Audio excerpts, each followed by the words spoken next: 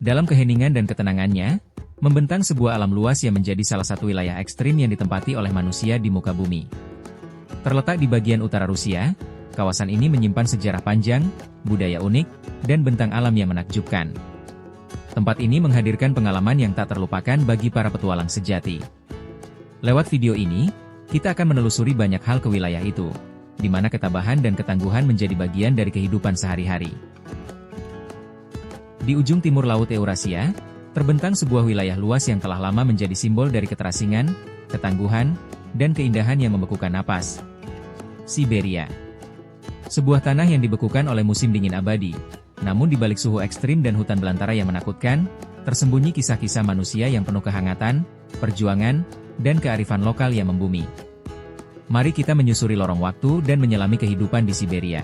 Bukan hanya tentang salju dan dingin yang menusuk, tapi juga tentang sejarah yang beragam, budaya yang kaya, hingga semangat bertahan hidup yang luar biasa.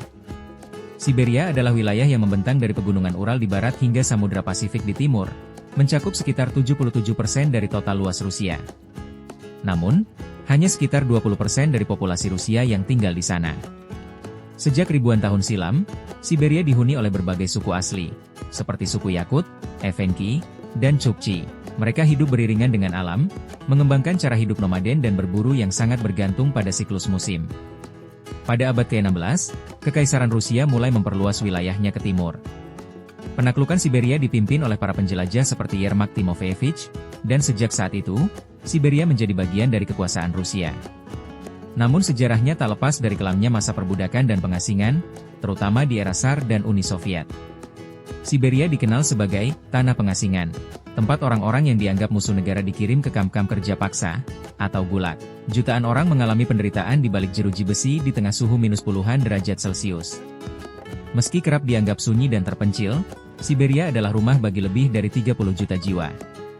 Kota-kota seperti Novosibirsk, Omsk, Krasnoyarsk, dan Irkutsk menjadi pusat peradaban modern di tengah wilayah beku ini.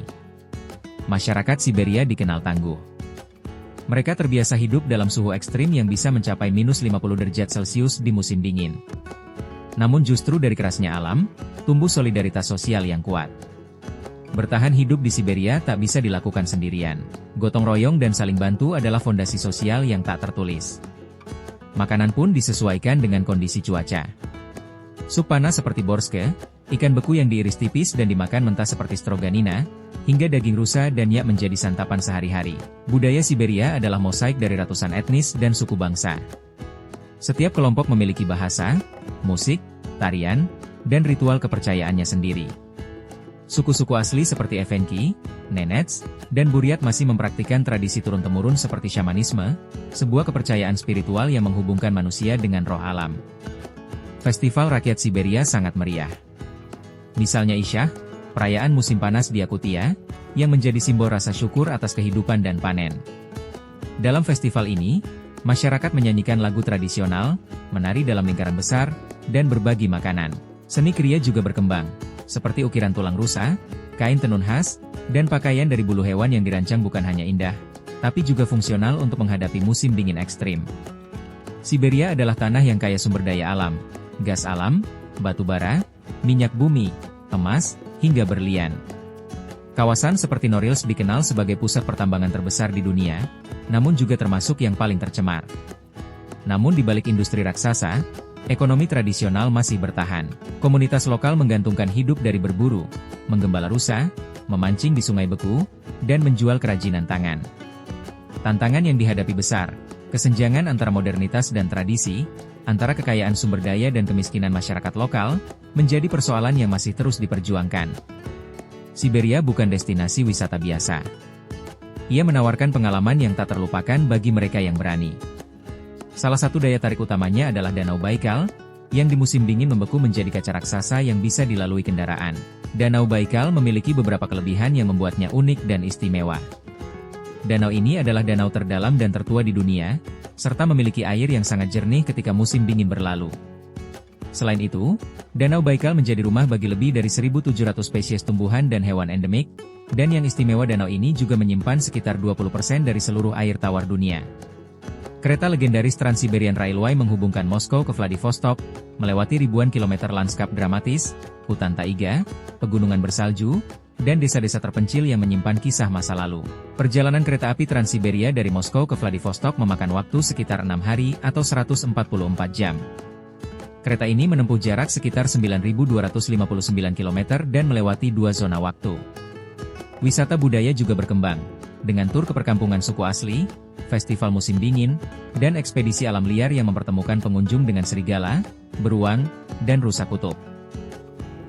Di tengah gempuran teknologi yang semakin canggih dan era digital yang merambah berbagai belahan dunia, salah satu hal paling unik dan menarik dari Siberia adalah lokal wisdom dari masyarakatnya yang masih melekat erat.